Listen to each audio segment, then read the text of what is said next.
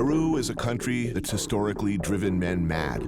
Mad for gold, for coca, for its magical ancient history. But now there's something else drawing outsiders to its hidden mountain valleys. We love the stuff. We obsess about it, gorge on it, and fetishize it. I'm talking about chocolate. Once a common treat, it's now becoming as nuanced as fine wine, making the pursuit of the raw good stuff all the more difficult. I'm joining that hunt in remotest Peru, but not before I've re-immersed myself in the booming Lima food scene.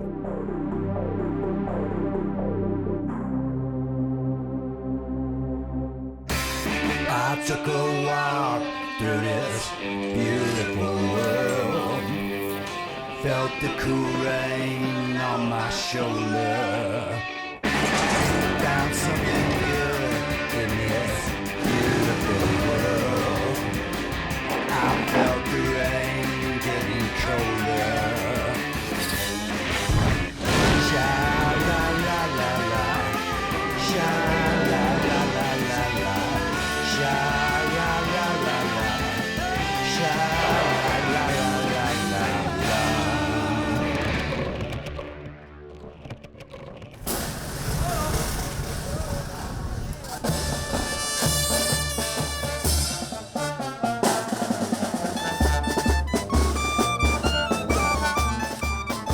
I'm in Peru with this guy, Eric Repair. The guy, he was looking at us, he went into the tree.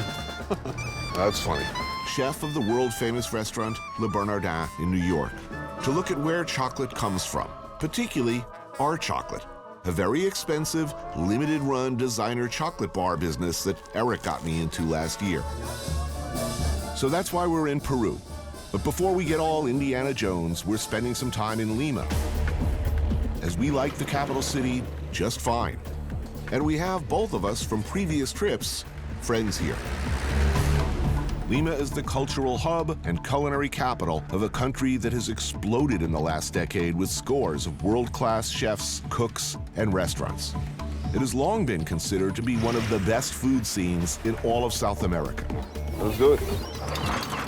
How far away is the house? That's it. So, yeah, 5 minutes. One of our friends here is chef restaurateur Coque Ocio. He's one of the best, most successful chefs in the country. His family is something of a beloved culinary dynasty in Peru. And Pucusana, a small fishing village about an hour south of Lima, is where they spend their weekends.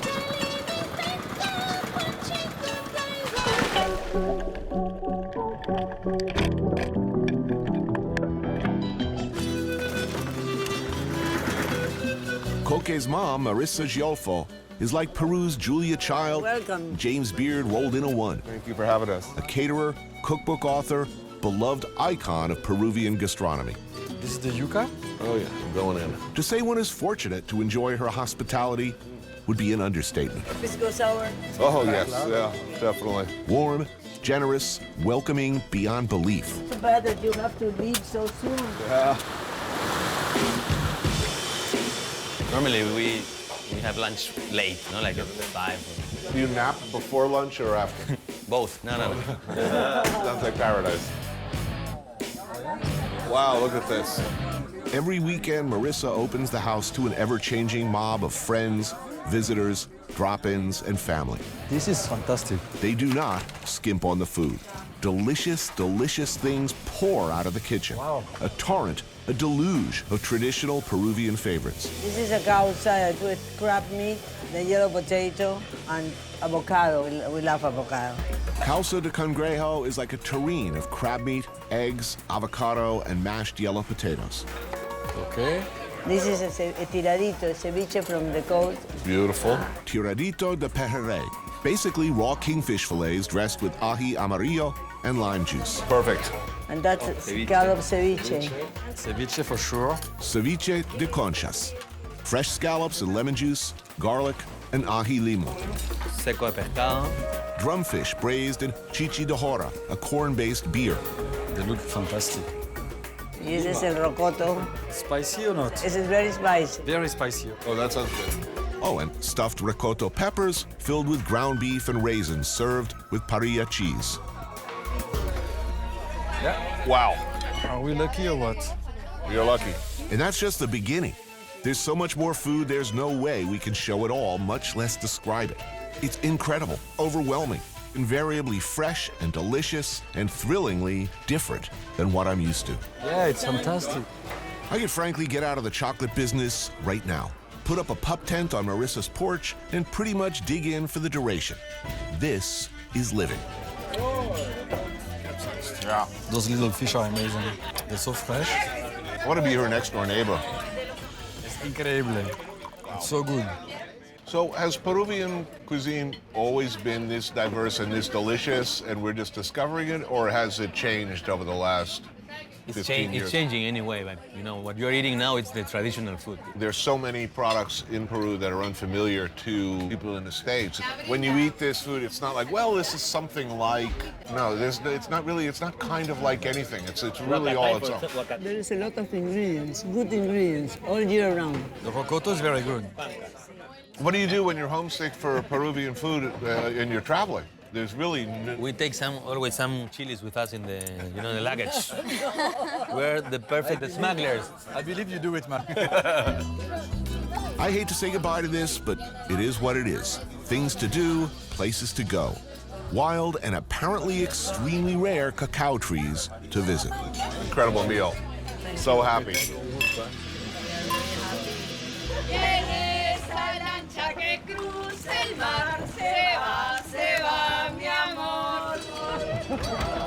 All I can say is if people are anywhere near this nice on the rest of this trip, it's gonna be okay.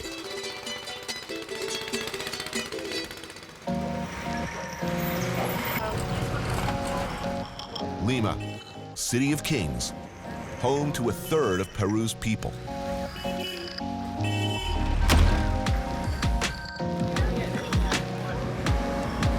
Locals escape by hanging out at the beach. And why not when you can maybe get a tattoo while you're at it? Is that sanitary?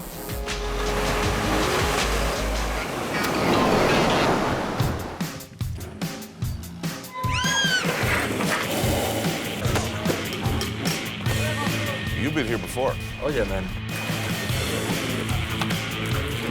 I take Eric's suggestion we head over to see Chef Javier Wong,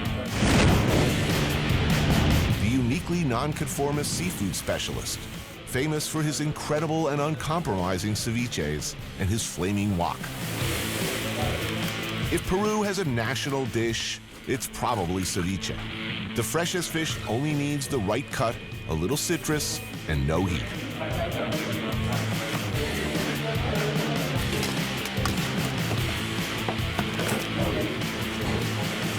What's the most common thing that people do wrong? The quality of the ingredients. You don't do a ceviche with something that is not ultra fresh. Right, The cut is very important, the thickness. right. And when you do the ceviche, you don't do it too much ahead of time. The whole place is served whatever menu he's doing that day. Same for everybody. And today, the flounder he got from the market is particularly nice. So that's what we're getting. Generally thicker pieces to stand up to the spices and acids. First up, an octopus and flounder ceviche. I don't know what to tell you, man. It's damn good. Oh, that was good. Is this one very spicy or not? You ever been spanked in your life and enjoyed it? Yeah, me neither. I don't like pain.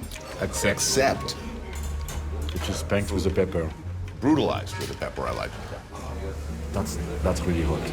Tiradito, a flounder dressed with pecans, lime, ají limo, and sesame oil, which clearly Eric likes. Oh, this is totally going to Le Bernardin. Oh, really? Yeah. So you're not like foraging into Catskills for your inspiration? You basically just rip your ideas off of small businessmen? Javier, estupendo. ¿Es ok? ¿Está bien? Sí, super. Oh, superb. ¿Preparo algo más? You want another little thing? Sure. Antonio tiene un diente increíble. Chinese and Japanese immigrants came to Peru in great numbers in the 19th and 20th centuries as contract laborers and farmers, and their influence is felt here, particularly in the food, to a greater degree than anywhere else on the continent. It's that influence and the ingredients of Amazonia and the Andes that really distinguishes the food here as something special. Well, what is this? Tofu? No, queso fresco, no? This is a very kooky combination. I mean, is that pineapple? Where'd that come from? That's not traditional, I mean, he looks Asian to me. right? So I believe he's probably... Dude, his name is Wong. I mean, unless he's a retired porn star. This shouldn't be good, but it is. Whew. We're gonna have a sweat on that one. Yeah, I might have a couple more beers after this, pisca sour, and then have a nice nap, midday nap.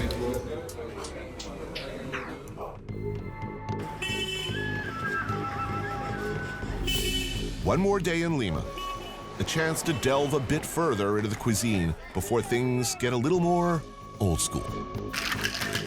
It's a special cocktail that we prepare here. It has a kind of lime that we find on the jungle. It has culantro. Culantro? Culantro is like cilantro, but it's long leaves and it's much more powerful in flavor. It would be wrong to not point out that Peru, along with Brazil, is at the forefront of a movement celebrating the incredible and unique larder of ingredients from the Andes and the Amazon. Flavors you find no place else on Earth. There seems to be a lot of interest in the last decade in the Amazon because it's an amazing spectrum of entirely new to most of us flavors and ingredients. Pedro Escapo is at the cutting edge of exactly that territory. His restaurant Amas explores the rivers, the ocean, the landscape of Peru, highlighting a range of products that are stunning in their diversity and, to us anyway, their newness. Wow. This one is, you got breadfruit, tuna, and the cashew sauce that is with plantain vinegar. That's a cashew fruit. And so the nut is a fruit, and in Brazil and here we use the peduncle as a fruit.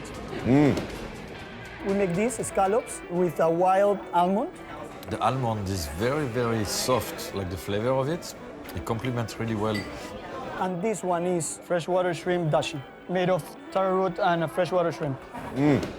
Whole different flavor spectrum, right? All new. It's almost like you need a new section of your tongue. It must be so exciting because they have basically an amazing garden with the Amazon. Ooh, that looks good. This is a soup made of hen with peanuts and corn, and it's called inchicapi. Liking the food. I've enjoyed these cocktails too. Cashew caipirinhas. Are we gonna be wasted? Yeah, we'll be fine. Oh, wow. So this is also tradition. This is called patarashka. They season the fish, they put it on a leaf, and they cook it. The fish is catfish. In the Amazon, we have like 200 types of catfish. It's in flavor from the leaf too. And here we have paiche. It's the second biggest freshwater fish in the world. Underneath, you have a puree of aguaje, that is a palm fruit. And the sauce is a reduction of fermented wild manioc or yuca. Fermented. Yeah, this is, how do you say, toxic or Poisonous. poisonous. Yeah. Yeah, so they let it ferment and it becomes, you can eat it. These fish are unbelievable when you see them. They get up to like 600 pounds. And they're swimming in water no deeper than a rice paddy. Really? Giant. They're like dinosaur fish. Everyone has been saying for years that Peru is going to be the next big thing as far as restaurants. And it is. These really prove it. And we have a chili pepper made with Brazil nuts. And these are ants. Wow, they're huge. They're huge ants. Okay. You think I should try? Yeah, totally.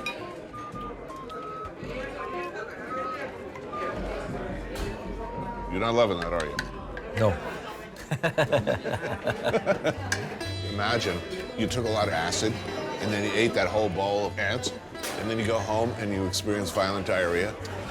And like you're tripping, it's like 4 o'clock in the morning, and you turn around and you look at the toilet and like all these ant heads floating around in there. It'd be cool. Yeah, it will be super cool, Tony. I can't wait.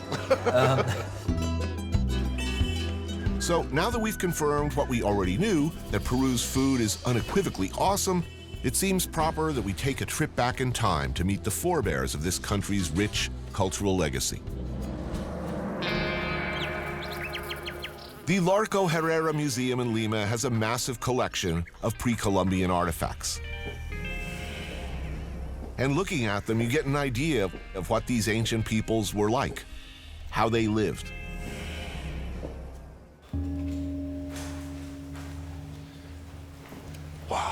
I mean, this is like the real stuff. I think so. Right? I mean, it's the real deal, yeah. Gold necklaces. You see why the Spanish just freaked out when they came here, turned into like maniacal greed heads. But history does not have to be boring. It can be sexy. I don't know whether you knew this, but I am an aficionado of early erotica of pre-Columbian and post-Columbian eras. You know, like pottery, of people doing it. Yeah, I should have known that. Turns out things could get pretty interesting back in the day. Oh yeah, those guys could get crazy, get wild, and apparently very kinky. The erotic gallery. Oh, there you go. That's a conversation starter. I take Eric to the pre-Columbian boning section. Actually, the erotic pottery section. Slip it of the tongue. Amazing. Which sounds about as much fun as an all-nude Renaissance fair, but is actually pretty cool. Nothing new under the sun that these pre-Columbian horn dogs didn't think of first. Ooh, that's started. Man and chicken.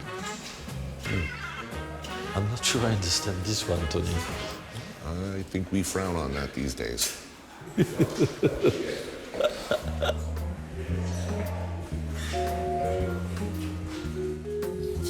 Oh, wow, they're doing it under a blanket. This must be after the Spanish arrived to teach them shame. Ooh, skeletons with boners. They are zombies. Oh, getting zombie old-fashioned? Yes, Tony. I really appreciate your knowledge. I wonder whether this was decorative or whether this was early porn. They probably had it in a closet somewhere or something. No, I'll bet this was right out on the table. Come on in, have a cup of tea. Sit down. Ooh, here's some animal-on-animal action. This is pretty awesome. Yeah, no, this is interesting. Yeah, I'm happy we made it here, Tony. That was an enlightening moment.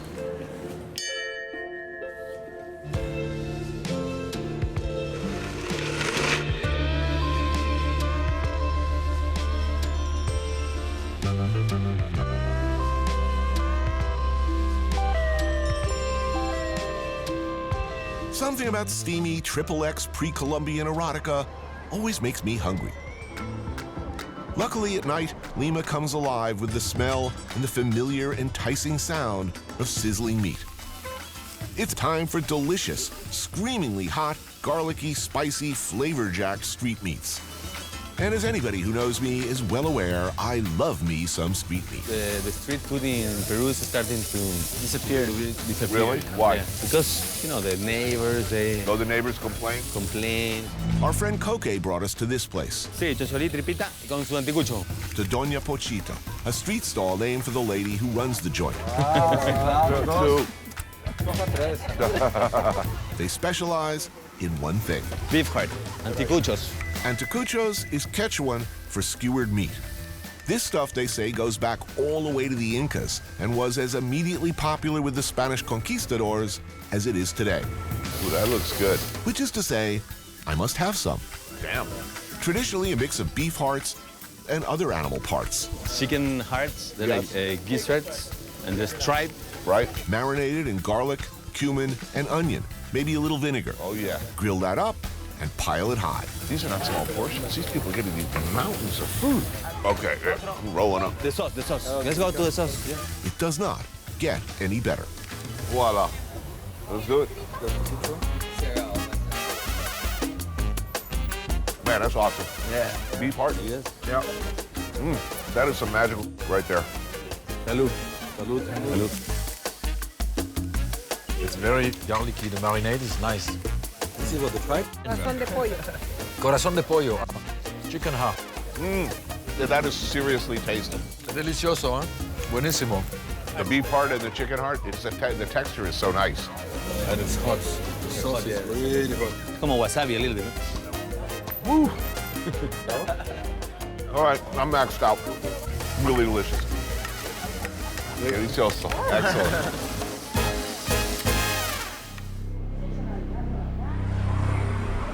The city of Chiclayo lies about 400 miles northwest of Lima. It's Peru's fourth largest city, with over 500,000 people living there. It's our next stop, the staging area for our trip to the mountains to find our cacao. Chocolate. I mean, we know we like this stuff, but how is it made? Where does it come from? Columbus was the first European to encounter cacao beans on a Mayan trading canoe off the coast of Honduras. He's said to have grabbed both crew and cargo and brought them back to Spain. A few decades later, a Spanish conquistador, Hernando Cortés, came across Aztecs using the sacred beans in a drink. It was considered the drink of the gods. Like most expensive, delicious things from abroad, the largely inbred and frequently syphilitic European royalty did their best to keep what was fast becoming a craze for hot chocolate to themselves. But it soon found its way to America, and in 1765, the first chocolate factory opened in New England.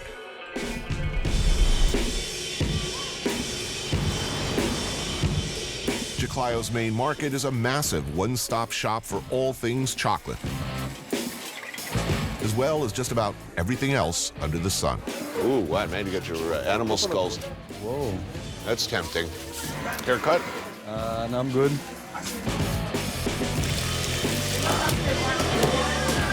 Ooh, wow. Ah, el cacao. Those are the raw beans. And that one is the toasted Toasted. one. And then she Grinds it. put it in a mold. Gracias. Ooh, bitter. Not sweet at all, huh? No.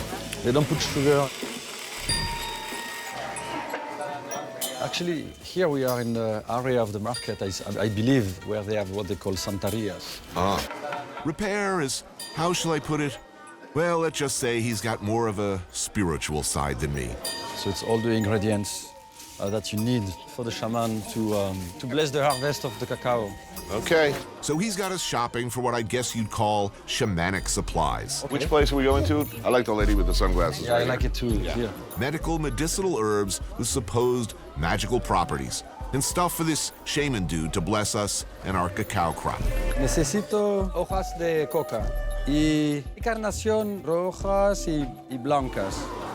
This one is amazing. It smells really good, and it supposedly purifies the house. Yeah. Smells like hippie. No, but it's interesting. The shamans are very, very well respected in the Inca culture and in the region.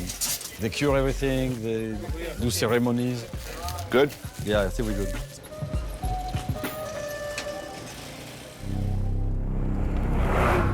Our journey continues by road as we leave Chiclayo and head east towards the Andes. So supposedly, if you go 2 hours north from here, you have like the Indians who welcome you with the little... Oh, the blow darts. Yeah. But before we get too deep into the mountains, we're stopping off to meet our shaman.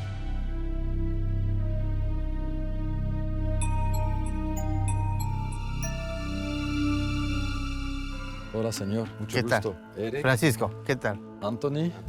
He's going to teach us how to do the bath for the plants and for us. Okay.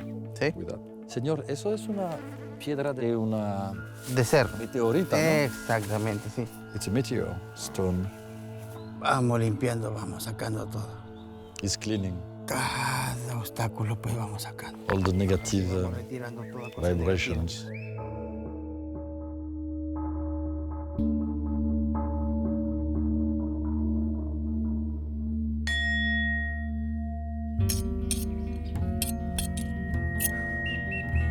Vamos cortando todo obstáculo.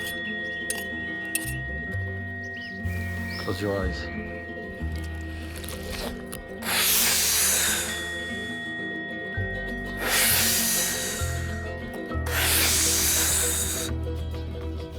He cleaned you and he wish you a lot of success. Póngase acá adelante. Sí, todo, todo. Eso.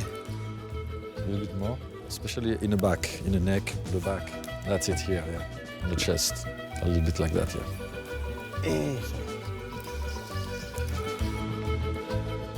We wanted a blessing for our cacao harvest. We got this. My aura is now cleaner than Gwyneth Paltrow's colon after a 3-month juice cleanse. To a successful harvest. Yeah. Mucho gusto y gracias. Cuando gusten. But we're not done. We gotta transport this stuff to our trees and finish the job ourselves. I know you're not going to believe it, but the energy has changed here. I'm serious. I'm not joking. Listen, I'm not disbelieving. I have an open mind.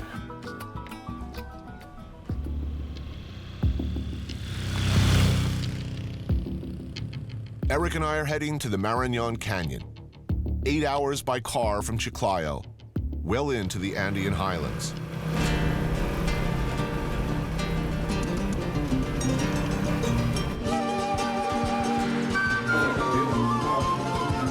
On the way, we stop for lunch and a meet up with this guy. You want a sopa de gallina? Gallina, sí. Tres sopas de gallina, por favor. Chris Curtin, master chocolatier and our business partner in this knuckle-headed adventure. One of life's great joys eating in a Peruvian market. I love markets for breakfast. It's nice.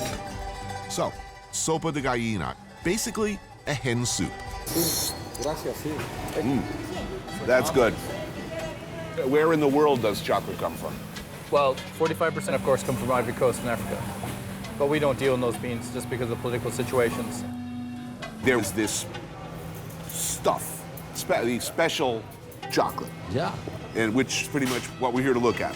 Yes, absolutely. Where it comes from, what's involved. Eric ate some of Chris's chocolate, heard about these wild cacao trees he was sourcing from in Peru, and promptly got me involved in this designer chocolate bar business. I'm rather famously a guy I never really gave it about desserts. You, on the other hand, you eat chocolate every day. Yeah, every day.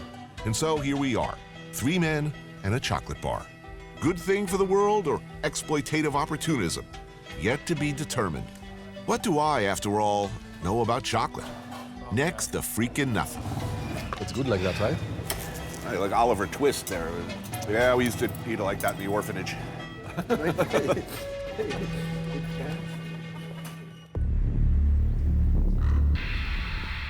The Marinan Canyon. We're headed to meet some of the farmers who supply the beans that make our chocolate and to get me an education in all things cacao. The roads up into these mountains can be tricky. So we got to take care of the local vigilante dudes who run a roadblock here outside of town.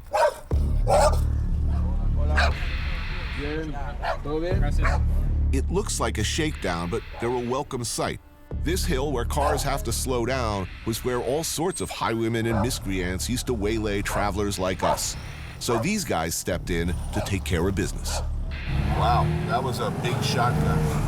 That'll shoot through an engine block. Actually, I don't really know, but I'm assuming.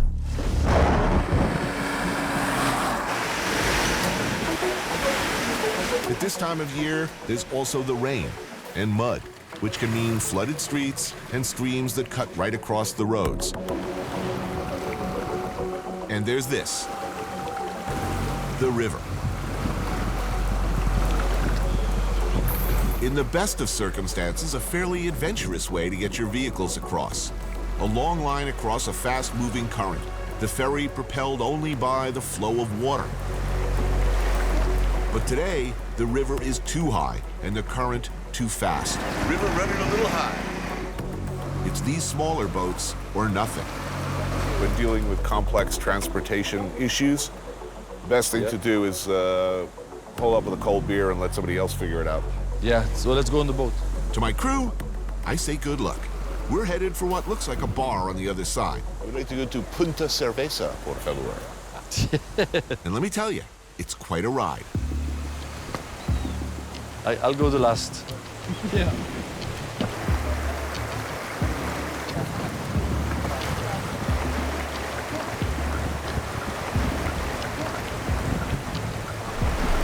Hey, water inside the boat. Look, look, look. The boat is sinking.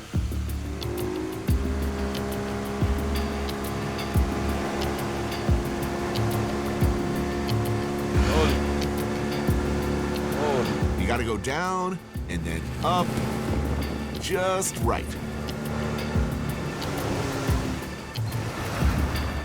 We make it to the other side reasonably dry. Beer? The Marinan Canyon is home to a wide range of species, including, and most interesting to us, a strain of cacao previously thought to be almost extinct. A few years ago, the valley's cacao trees were genetically tested at a USDA lab and proven to have identical DNA to one of the rarest forms of cacao in the world. This stuff, the real deal, pure Nacional. Don Fortunato is our cacao connection, a farmer whose family has been working these mountains for over 40 years. They're just absolutely beautiful when they start out. Absolutely. Really kooky looking pods as they just come right off the trunk of the tree. They sort of look like somebody, glued them to the side of a tree, This is a once-a-year crop? It goes continuously, but this is the peak season. See the way it comes out? Try that. Take one in your mouth. Bite it, and you see the nibs inside? Those are the cocoa nibs. So, where does chocolate come from? The bean. Okay, here's where chocolate comes from. The trees produce pods. You split open the pods and take out the beans. The buyer sun-dries the beans, then roasts them. After roasting, the beans are extracted from their shells and ground up, producing chocolate liquor. Mix this concentrate with milk, sugar, cocoa butter, and you get what we call commercial chocolate. Now, our chocolate bar sells for a nosebleed price that's high by even premium chocolate standards. So where does the money go? And most importantly to me and Eric, are we doing a good thing? Here's how it breaks down. The raw cacao costs 1 chunk. Labor, the inner sleeve, this much. Design, box, packaging, this much. Various sundry equipment and miscellaneous, another small chunk. Chris, me, and Eric each get a slice out of every bar. That leaves this much, which the retailer takes. Chef Bleeding Heart Hippie here has already convinced me to give whatever meager profits we make off our first bar to a local charity. So, what's unusual about these pods, these beans? It's extremely high quality flavor. Thought not around for a while. This was what almost all chocolate was made of over 120 years ago. Right. And now it's making a giant comeback. I mean, as a chocolatier, this is a once-in-a-lifetime find. Now, about 40% of the beans from these trees have got white cacao beans mixed in. The rest are purplish in color. But we've heard of an ultra-rare group of trees elsewhere further up the mountains that produce pods with 100% all pure white beans. And that's something me and Eric are very interested in down the road. But for now, Don Fortunato's daughter, Johanna, has prepared us a traditional Peruvian mountain meal. Wow. Oh, whoa. Juanes. Juanes are rice dumplings with boiled egg, chicken, and achote inside. Wow. This is amazing. Buenísimo. And not surprisingly, some cuy, or guinea pig, of which there seems to be many around for the taking. This preparation served with a cacao sauce. Oh, that's good. All of this food is delicious. So, chocolate, particularly our chocolate, it's a luxury food item. Yes. Right? This is an area that's abundant with coffee, chocolate, fruit. How's life for the locals? He says that 20 years ago, 25 years ago, it was easier for him. He was planting soybeans Right. and coffee, and he was making much more money. And then he didn't plant soybeans any longer. And then the coffee production went down. So therefore, he had a financial struggle for a while. And now with the cacao trees that they are planting, he has no more stress and he's fairly happy himself.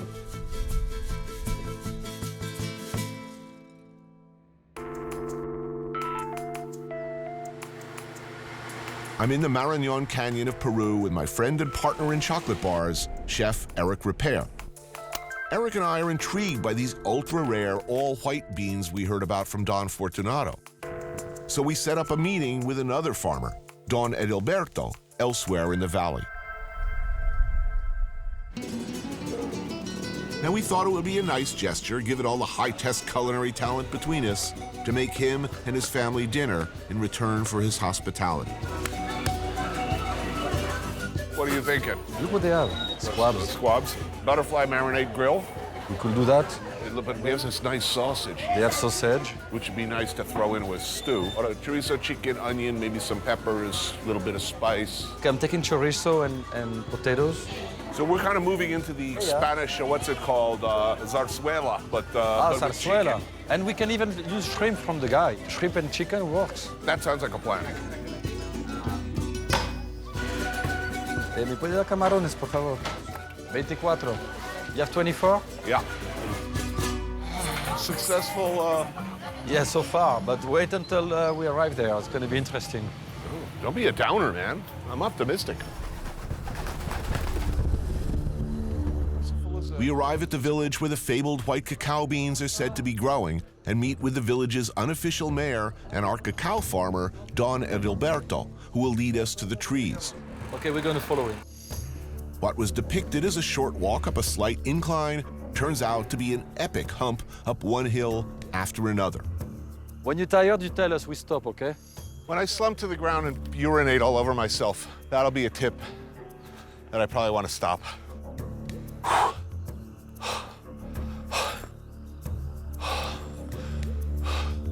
Another reason I hate the Swiss mountains. I love mountains. Eric, who grew up in the Pyrenees, is up the slopes like a gazelle. Me, I feel every year of my misspent life with every step. Oh, jeez. Ese es cacao. El blanco que pusiste. Oh, are we there yet? No, we're not there. It's a baby. He's rafting because he has only 22 trees. I wish I could hear you over the sound of my exploding capillaries. Okay. By the time we get near the fabled trees, I'm toast, gasping for air, ready to puke from the altitude and the exertion. So tell us again, what's unique about these trees? It's because they're all white beans, All which is a white. rarity. So these are the only known all-white, 100% pure nacional. Okay, and why is that good? It's a new variety and gives different flavor profiles to it. A good flavor profile? Yes. I'm assuming, because I've just humped up a big mother. Excuse me, kid.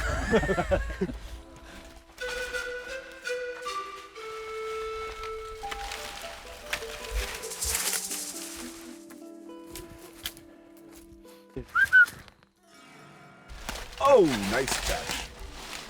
Sherry?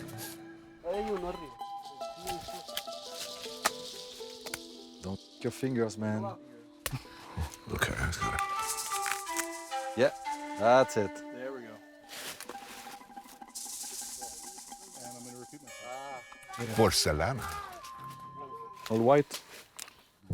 Remember the shaman? Well, we still have stuff to do with that package he gave us. We do, presumably, want a good crop. Better get right with the spirit world. Oh, jeez. To me?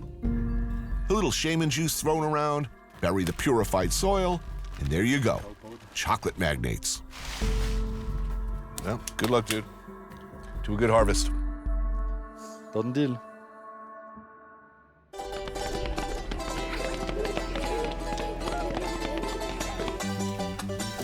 The trip downhill, unsurprisingly, is a lot easier on me. Time for me and Chef Repair to get cooking. Back to basics. Wood fire, ingredients from the morning market, and this old-school recycling system. Here, little fella. I'm ready for the chicken. Okay, here we go. And the red wine.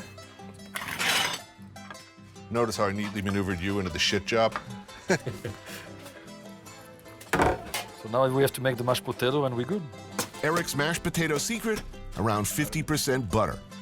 Ah, the glory that is France. I think they call it gout.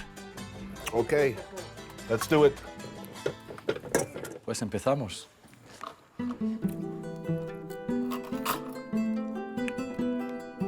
Preparen así la comida. Muy delicioso. Gracias.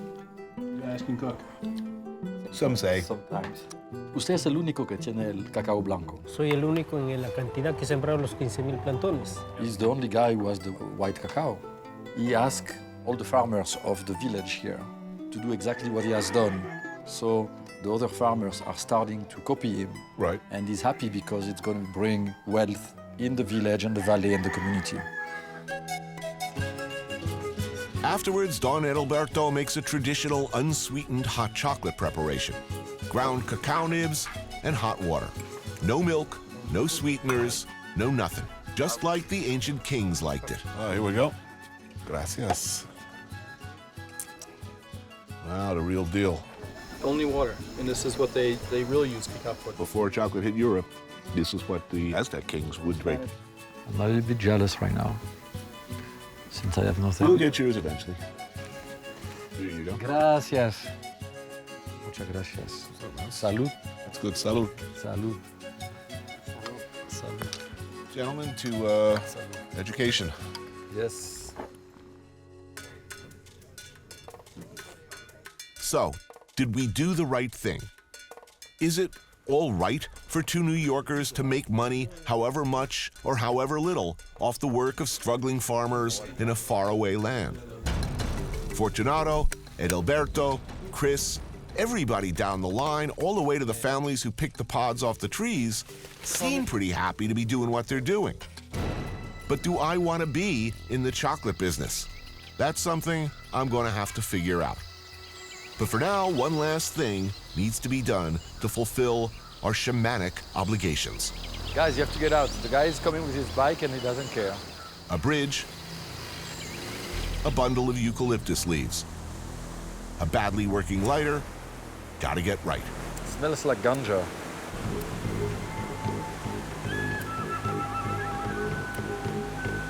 You have a lighter? We need to burn this stuff and pass it around our bodies 3 times. Got something or not? Oh, it's so too moist. Oh, you got it, man. Okay. Smoking? It's not smoking. I'm gonna get it. Hold on. I'm gonna get it. That's it. Now I got it. Let's do it. Okay.